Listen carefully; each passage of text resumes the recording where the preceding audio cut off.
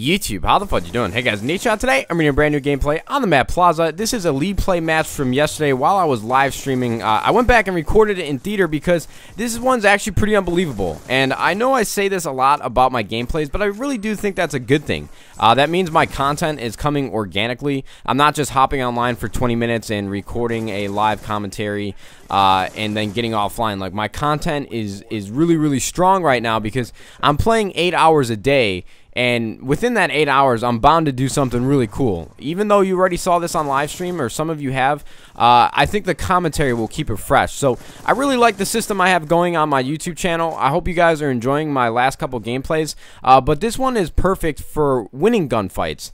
I tried something out, and something that I don't really keep like a promise to myself in doing. But this game, I made sure to tell myself, like, hey, you are going to drop shot in every single gunfight that it is feasibly possible to drop shot in. And I know a lot of people are thinking, like, hey, drop shotting's been around since Call of Duty 4, and people have been doing it religiously. But to be honest with you, in the pro scene for Black Ops 2, you see jump shotting more than you see drop shotting now. And to be honest with you, I really don't play against many people who drop shot anymore. And if you guys ever paid attention on Black Ops 2 to the animations, when you watch somebody drop shot, they literally just fall to the floor. There's like no in-between buffer time of like watching them slowly like crouch and then go prone. It's literally, they like drop to the ground before your eyes, like snap of a finger. It just happens. There's no really like telltale sign that somebody's about to do it. So that's why it is such a good move right now in Black Ops 2 to win gunfights. I titled this video How to Win Gunfights just because I really think if you focused on drop shotting more, you would win more gunfights. Just pay attention, like right there. That was a perfect example. I got into a close range gunfight. I almost died, and the reason why I killed him was because he couldn't keep up with my body movement going straight to the floor. And that's why I think people should really make an effort to do that more often. Now, I'm going to get away from that because I don't really need to give you guys a tutorial on how to drop shot. In my opinion, a lot of people ask me how I drop shot so fluidly, and that's because I have a scuff. My back right paddle on my controller actually allows me to go prone while aiming, so I don't have to worry about taking my finger off the joystick or pressing down on the joystick if you play on tactical and still trying to aim. Drop shotting and jump shotting are literally so easy to play with when you have a scuff. So if you don't have a scuff controller, I would suggest that you get one. I promise you guys, they make a huge difference. I'm not just trying to sell you the product because I'm sponsored by them. I think almost every single pro player uses a scuff controller, so they're pretty important. If you want to pick one up, you can use my discount code Nadeshot for 5% off. I know that's not much, but it is something. So I hope you guys, you know, really think into that if that's something that you need. But what I want to talk to you guys about today is Call of Duty Ghost, because yesterday I kind of gave you guys a glimmer of hope for people that are really into competitive Call of Duty. We've been really weary of the fact that Infinity Ward never really has supported competitive Call of Duty in the past. Like in Call of Duty 4, they made some promises to a lot of players that they were going to bring out settings that would help us have a more competitive game.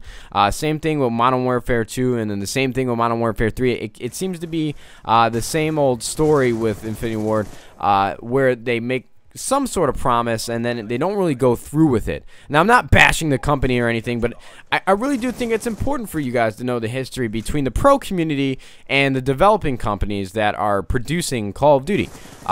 With Black Ops 2, when they came out with League Play, that was really the first time where we saw any Call of Duty title or developing company really focus and make it a very big point in the fact that they're supporting competitive Call of Duty. League Play was huge. It was an anomaly to Call of Duty, something that you would never ever have seen in the past. I mean, they took our exact rule sets and settings and made it a playlist with actual true skill rankings, and they don't do that. Call of Duty doesn't do that. They usually just stick to the same old level up, experience points, unlock guns, unlock attachments, and you prestige. You know, their whole model has never really been based on skill. And that's why all the competitive guys were so ecstatic when they actually came out with Black Ops 2, because I've said this a million times in this commentary already, but we've never seen that before. But obviously that was Treyarch who produced Black Ops 2.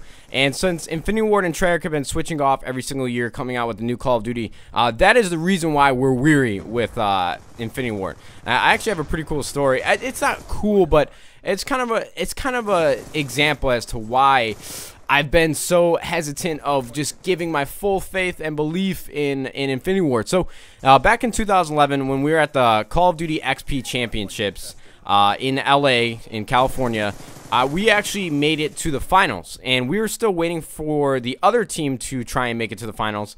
They were still playing their match, and we got to go backstage, and we actually met the developers of Infinity Ward, some of the head guys at the studio.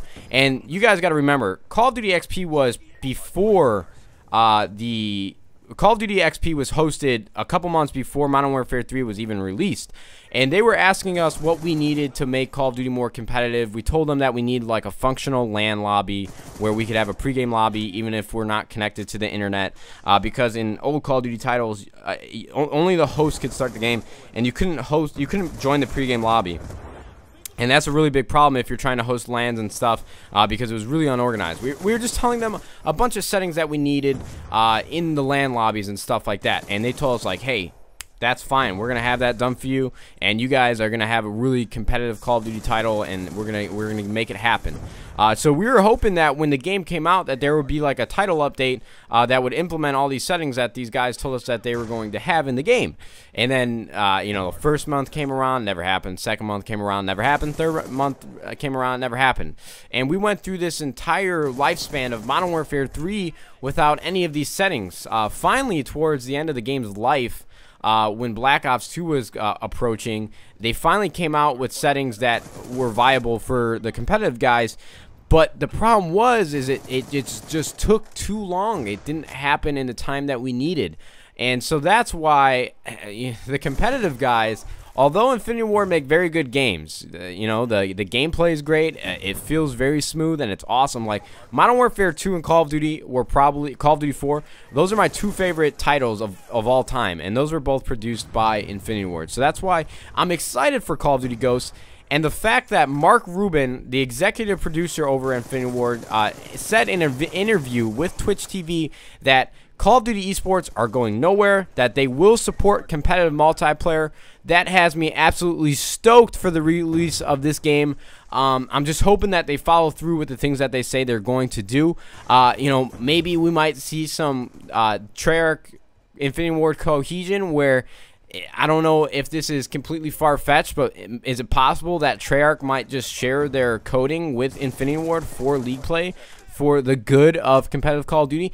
I don't know if that's something that they might do. You know, I really don't know how companies work. Like, obviously Treyarch developed like the code and the ability for Call of Duty to run League play and to have true skill rankings and to have functional LAN lobbies and things like that. Is there a situation where we might see Treyarch share the code with Infinity Ward so it's a lot easier for them to get done? I don't know. But I'm excited. I'm very excited for Call of Duty Ghosts. I'm very excited for it to be a smooth and wonderful game to play. And I'm excited to see if they actually come out with the competitive settings to really keep Call of Duty as the #1 competitive first-person shooter in the world. Now, as you guys can see on the scoreboard, we mounted an amazing comeback. I hope my babbling didn't really take you guys away from the gameplay, because this comeback was pretty unbelievable, and this happened live. So right now we're only up by 13 points. There's 45 seconds left, and the other team has control of the other hill. It's coming down 10 seconds, 9 seconds, 8 seconds, you know, very, very close. And we're over here trying to make this happen. We're trying to get these kills. We're moving into the hill finally. I pick up a 1 solid kill right there, and that's almost going to solidify our win. I'm pre-firing, get the second kill, and I'm going to get actually a huge 2-piece here, and that really is the nail in the coffin. We're going to come away with this W. Stick around to the end so that you guys can see the scoreboard. I went absolutely off. I think I dropped 51 kills. Either way, I hope you guys enjoy this gameplay. I hope you enjoy the commentary. It keeps you thinking about Call of Duty Ghosts and competitive Call of Duty. I hope you tune into the live stream later today. Thank you guys so much for watching, and check out the scoreboard. YouTube. We'll see you fudging later. See you later, guys.